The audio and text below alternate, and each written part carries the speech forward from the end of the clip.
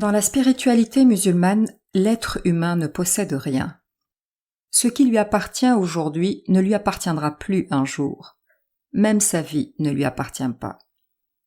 Aussi, lorsque quelqu'un donne de ses biens, il n'est qu'un intermédiaire des richesses reçues, puisque c'est en réalité Dieu qui donne. Par le don, celui qui donne est un canal de la miséricorde divine. Nous trouvons cette idée majeure dans le judaïsme également, qui enseigne que Dieu est l'ultime propriétaire, l'homme n'étant qu'un locataire temporaire sur terre. C'est ainsi que l'aumône, ou en hébreu la tzedaka, fait partie des commandements divins dans la Torah. S'il y a chez toi quelqu'un indigent d'entre tes frères, au pays que l'Éternel te donne, tu n'endurciras point ton cœur et ne fermeras point ta main. Dans cet ordre d'idées, si je refuse de donner à mon tour une partie de ce que j'ai reçu, si je m'accroche à ce que je possède, mon rapport à mes biens est malsain. Au contraire, ce rapport est serein si je partage, donne et distribue. C'est ainsi que la zakat est un des 5 piliers de l'islam. Le mot lui-même zakat dérive d'un verbe signifiant purifier, et celle-ci est bien une purification à la fois du donneur et de ses biens.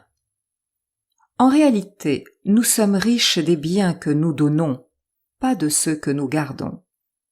Car la vraie richesse, c'est de ne pas s'attacher à la richesse, d'être libéré de la convoitise et de la frustration matérielle. C'est pourquoi l'éducation à la charité et à la générosité de façon générale est une étape indispensable dans tout chemin spirituel. Cependant, certains principes fondamentaux sont inscrits dans l'essence même du don. Je vous propose de méditer sur 5 d'entre eux. Le don est un devoir de fraternité. Si j'ai eu la chance d'avoir les conditions de la fortune, par ma naissance, mes talents ou d'autres voies, j'ai le devoir de soutenir ceux qui ont moins reçu dans cette vie et de faire acte de fraternité envers eux. Ce que l'on veut pour nous, on doit le vouloir pour les autres. Les personnes dans le besoin sont prioritairement concernées. Ainsi, par exemple, les pauvres, les malades, les voyageurs en détresse sont spécifiquement désignés dans le Coran. Rappelons encore que l'hospitalité est une des formes louables du don. Tout le monde peut donner, il n'est pas nécessaire d'être riche. Dans le verset 7 de la sourate At-Talaq, il est dit que celui qui est aisé dépense de sa fortune, et que celui dont les biens sont restreints dépense selon ce qu'Allah lui a donné. Allah n'impose à personne que selon ce qu'il lui a donné, et Allah fera succéder l'aisance à la gêne. Il est toujours possible de donner, et si ce ne sont pas des choses ou des biens, alors cela peut être un sourire, une écoute, un service, du temps. Un beau proverbe berbère dit à ce sujet « Si tu es riche, donne de tes biens. Si tu es pauvre, donne de ton cœur. » Splendeur du don de soi et distinction entre simple charité et générosité. Car le plus pauvre des pauvres n'est pas celui qu'on croit. Le plus pauvre, c'est l'avare qui est incapable de donner. Dans la sourate Al-Imran, verset 180, nous lisons que ceux qui gardent avec avarice ce qu'Allah leur donne par sa grâce ne comptent pas que cela soit un mieux pour eux. La véritable générosité consiste à donner sans attendre de retour. Souvent, hélas, on incite à la charité en assurant qu'elle permettra d'obtenir des avantages et des récompenses de la part de Dieu sur terre et dans l'au-delà. Ainsi, au lieu d'éveiller le cœur à la compassion, on éduque trop souvent au calcul et à l'intérêt derrière le don.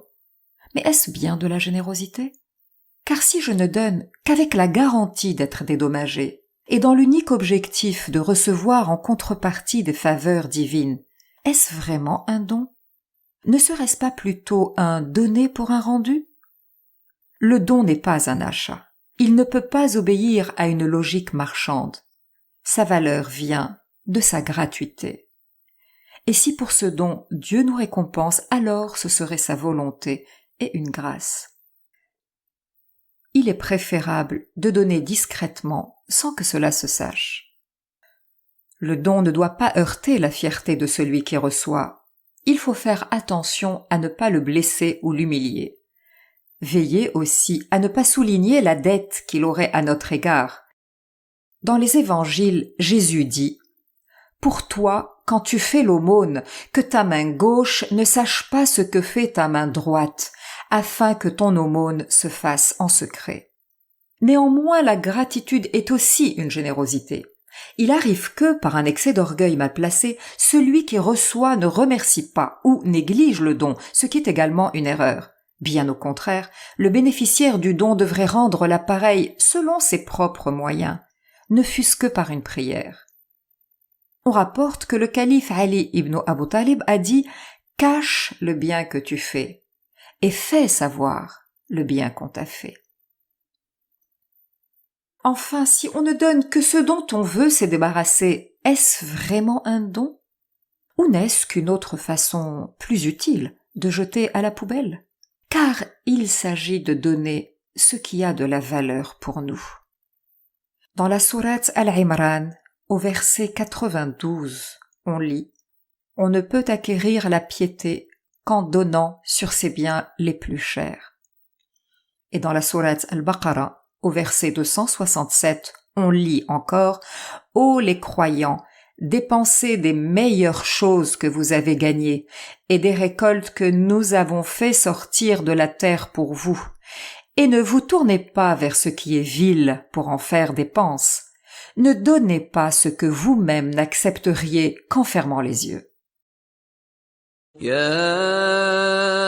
أيها الذين آمنوا أنفقوا من طيبات ما كسبتم ومما أخرجنا لكم من الأرض ولا تيمموا الخبيث منه تنفقون ولستم بآخذيه إلا أن تغمضوا فيه واعلموا أن الله غني حميد